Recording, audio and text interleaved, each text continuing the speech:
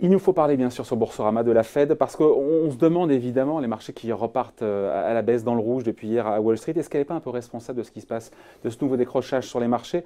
On en parle avec Pierre Sabatier. Bonjour Pierre. Bonjour David. Économiste, président du cabinet PrimeView, donc la Fed a maintenu le cap malgré les menaces, malgré les tensions avec Trump, 4e hausse de taux cette année, 9e depuis 3 ans.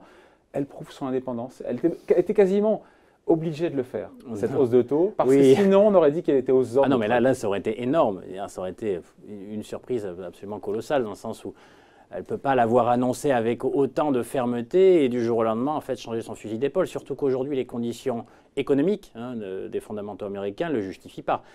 Non, par contre, non, je ne crois pas qu'elle n'ait pas avalé son chapeau, tout de même. Parce que lorsqu'on regarde en fait l'évolution ou ses projections de perspectives économiques pour les années qui viennent, elle les a révisées à la baisse. Ouais. Ses prévisions d'inflation, oui, mais c'est symbolique. D'ailleurs, les perspectives d'inflation, je trouve, ne collent pas par rapport au fait que le pétrole est quand même, a beaucoup baissé. Elle nous parle de 2% d'inflation, un petit peu en dessous. Oui, mais l'année prochaine, avec un pétrole qui est en WTI à moins de $50, oui. On sera en dessous.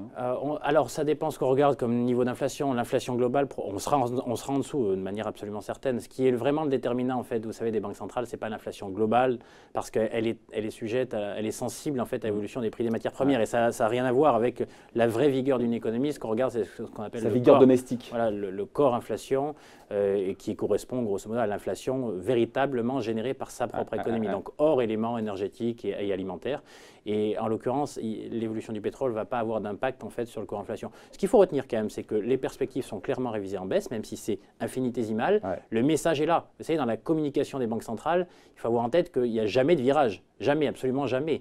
Ou alors, il faut vraiment qu'il y ait un cataclysme qui le légitimerait. Le fait qu'il révise ses perspectives, le fait qu'il finalement ancre dans la tête des observateurs le fait qu'il y aurait moins de hausses des taux directeurs. Parce qu'on était a priori 3 hausses de taux en 2019, on passe à 2. On ne fera pas les deux d'ailleurs, mais bon, peu importe. Mais les marchés ont été déçus parce que les marchés maintenant, ils priçaient, ils anticipaient une seule hausse de taux l'an prochain. On est à 2 et c'est ce qui explique la déception, c'est ce qui explique que ça décroche aujourd'hui.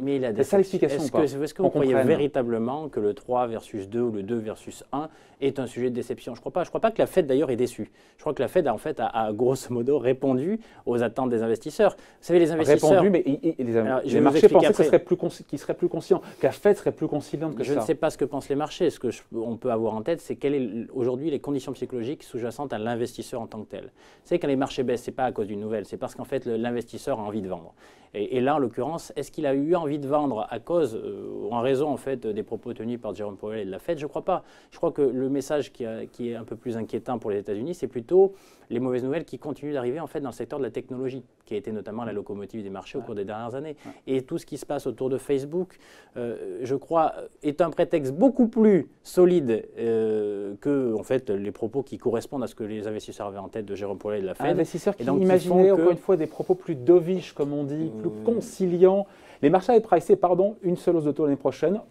La Fed s'en rapproche tout doucement. Mais ils auraient aimé comme des enfants tout de suite qu'on leur dise vous avez raison. Je confirme le fait qu'à mon sens, ce qu'a dit la Fed répond aux attentes des investisseurs, en dépit des 1 ou 2. C'est-à-dire que l'incurvation de son discours, clairement, y répond. Et je crois qu'aujourd'hui, en gros, la source de fébrilité vient plus du secteur technologique et des craintes quant au niveau de valorisation en fait, des principales locomotives des marchés actions et encore plus marchés actions américains. Une très grande proportion en fait, de la performance des grands indices américains repose sur assez peu de titres et la plupart du secteur de la technologie. Donc je pense que c'est plutôt cela qui est en responsabilité de la baisse d'hier aux États-Unis et qui s'ensuit avec la baisse européenne aujourd'hui.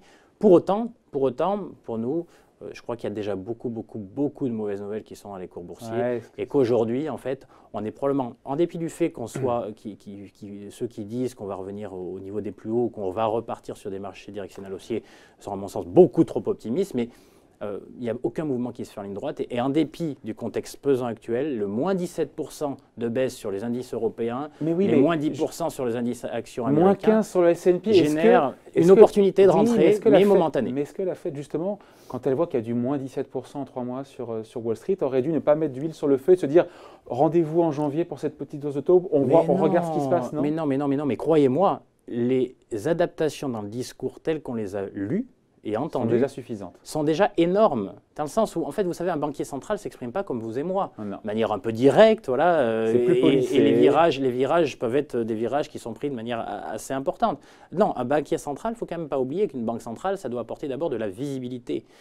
Quel message vous donneriez si du jour au lendemain, parce que les marchés font moins 15, vous, en gros, retourniez votre veste et vous alliez en fait dans une direction totalement opposée? Non, elle ne le peut pas. Donc vous savez, une banque centrale, c'est un paquebot. Et le simple message, je baisse mes perspectives, en gros, je fais quoi? Je prépare les marchés. Et le message fondamental, c'est que j'ai conscience des risques extérieurs, j'ai conscience de la fébrilité du marché financier et des niveaux de valorisation qui sont extrêmement élevés. Sans dire comme ça. En sachant que, attention, là aussi, la sensibilité de l'économie américaine au marché financier est beaucoup plus importante aux États-Unis qu'en Europe. Évidemment. Parce que vous savez que là-bas, on a déjà simplement les fonds de pension américains qui ont la responsabilité de verser les retraites dans un pays qui vieillit aussi, certes il vieillit moins que nous, mais qui continue de vieillir, sont investis à hauteur de 40 à 45% en actions américaines. Et donc il y a un effet direct entre le monde de la finance et le monde de l'économie qui est beaucoup plus présent aux États-Unis qu'en Europe. Ce qui fait que la réalité du message nous dit clairement, j'ai conscience des difficultés extérieures, je constate les difficultés des marchés financiers. Sans le dire comme ça. Hein. Et si jamais, effectivement, ça devrait s'envenimer, là, pour le coup, je pense que d'ailleurs la Fed et Jérôme Powell passeront la vitesse supérieure et là, pourraient être à même d'accepter un virage qui serait beaucoup plus dovish, c'est-à-dire beaucoup plus accommodant, et revenir sur ces hausses des taux. Et d'ailleurs, je crois que même le sujet, ce n'est pas tellement les hausses des taux sur les marchés financiers. Ça ne change rien. D'ailleurs, vous voyez, en fait, ça n'a aucun impact sur les taux longs, les taux qui importent l'économie. La vraie question, c'est la réduction du bilan. Il y a quelques mois, mais oui, on était à 3,30, 3,40% sur le 10 ans américain. On s'excitait tous, et moi le premier. On est à 2,75%. Non, mais voilà. Vous vous rappelez ce que je vous disais à l'époque, non? Sur les taux longs américains. Vous ne disiez pas des 2,75 obligations pour autant. Mais non.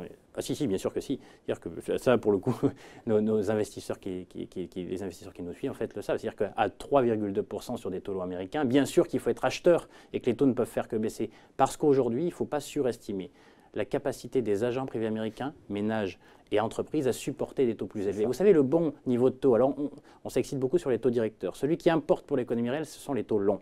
Et le bon niveau de taux d'intérêt, ce n'est pas une équation mathématique. Pourquoi? Parce que les investissements, tout ce qui est immobilier, les crédits sont adossés, indexés sur ce niveau à 10 ans, et pas sur les taux Fed, les crédits à la consommation. Absolument, les crédits à la consommation, les prêts étudiants, tout ça en fait est adossé en gros au taux long. Donc c'est une bonne nouvelle pour l'économie américaine de voir un taux à 10 ans américain qui est passé de 3,40 à 2,75%. Mais c'est une excellente nouvelle. C'est parce qu'aujourd'hui, en fait, les observateurs sont en train d'aligner un diagnostic peut-être moins rose, mais beaucoup plus adapté à la capacité des ménages et des entreprises américaines à supporter des conditions de financement moins favorables. Et donc, vous voyez les premiers chiffres qui ont été mauvais sur l'immobilier américain, sur le monde de la construction aux États-Unis. Les promoteurs qui vous disent, oulala, on ne le sent pas bien, c'est-à-dire qu'on a eu un gros décrochage au mois de décembre sur le sentiment des promoteurs immobiliers aux États-Unis. Qu'est-ce que c'est? C'est le fait simplement qu'à 3,2% ou 3,3% de taux long, donc avec des conditions de financement qui se tendent, immédiatement, il y a un effet finalement négatif et quasi récessionniste sur les agents privés américains. Ça veut dire quoi? Ça veut dire qu'effectivement, moins 10% aux États-Unis, moins 15% depuis le point haut, moins 17% en ligne droite sur les marchés européens, avec des taux d'intérêt, donc des conditions de financement qui redeviennent plus favorables, des taux d'intérêt qui baissent.